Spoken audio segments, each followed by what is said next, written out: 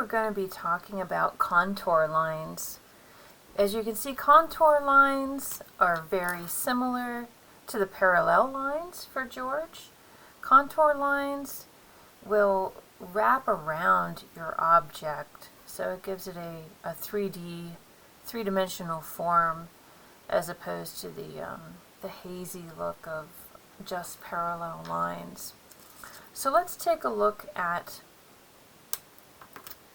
some different things that are on the Pinterest board from the clipart site that I like so much. Let's take a look at these and talk about the contour lines. So on the goblet, there are, you can see the lines are curving from the top edge of the goblet in towards the stem, and it's giving it the round look. On the teapot or water pitcher with the spout there, really tall piece, the contour lines are running vertically, and it appears to be, to me it looks like a metal pot of some sort, and the contour lines, you know, they're curving with that neck and swooping down along that bottom form. On the fruit at the bottom, the contour lines are forming concentric circles that are broken by the highlight that is on the fruit, but the lines are wrapping around and leading your eye to show you that it's a round form. So I would suggest taking a look at some of those Pinterest pictures or going to the clipart site and poking around. I think it's really interesting how the different lines are used. In the morning glory up the top, the French horn, they curve with the bell. The water glass with that he's using the bow on to have sound come out of it. The lines on the glass are running horizontally as opposed to that tall pitcher, and so it's just they can be handled different ways. So let's get rid of this. There we go. Another thing I wanted to show you that I think it's interesting looking at contour lines, I had out a coloring book, and I was flipping through this looking for images that might be useful to talk about. And you can see right here, this is a wonderful use of contour lines.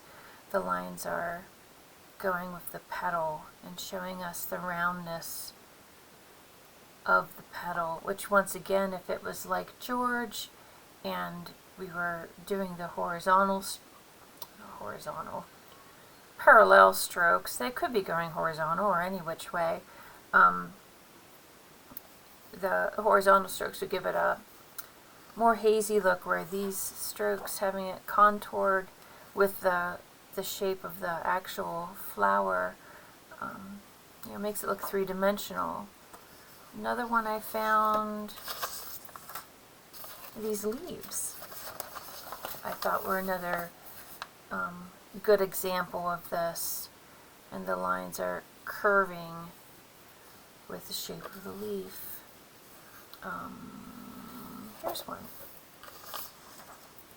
with some little, I don't know what they are, pansies, forget-me-nots, not pansies, some kind of happy little flower, but you can see that the lines, let me zoom, see if this will zoom in any better. Try focus. Yeah, come on, back. That didn't really help a whole lot.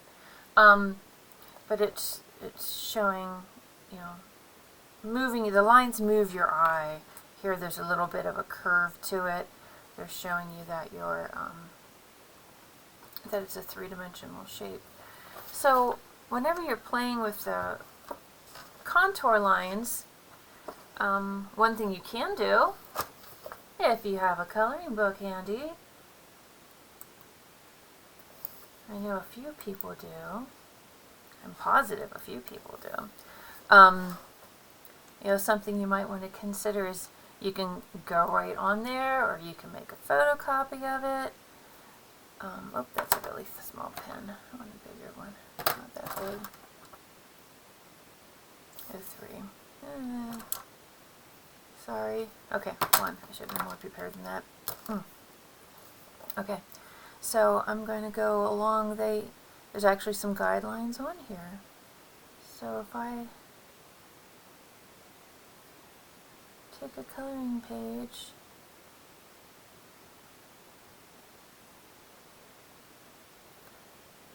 and I can use that as a little practice exercise, something to experiment with making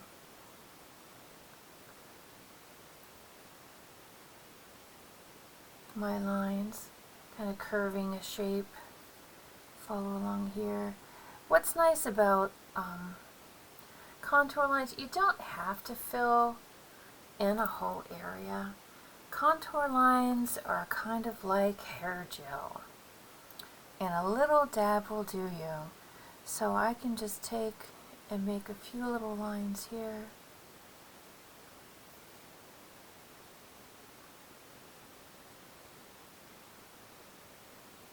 And that's going to give me enough information to lead my eye. Okay, so I can just kind of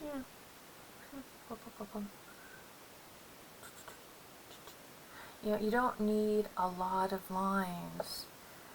You can just, and they don't need to be solid. You could do a little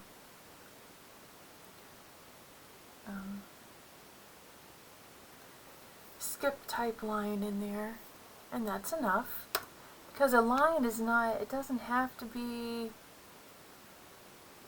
completely solid for your eye to follow it. You're giving your eye enough information that it's your brain's going to fill in the rest. All right, so that could be a fun thing to do. At least I do. I'll probably end up finishing this because I think it's pretty neat.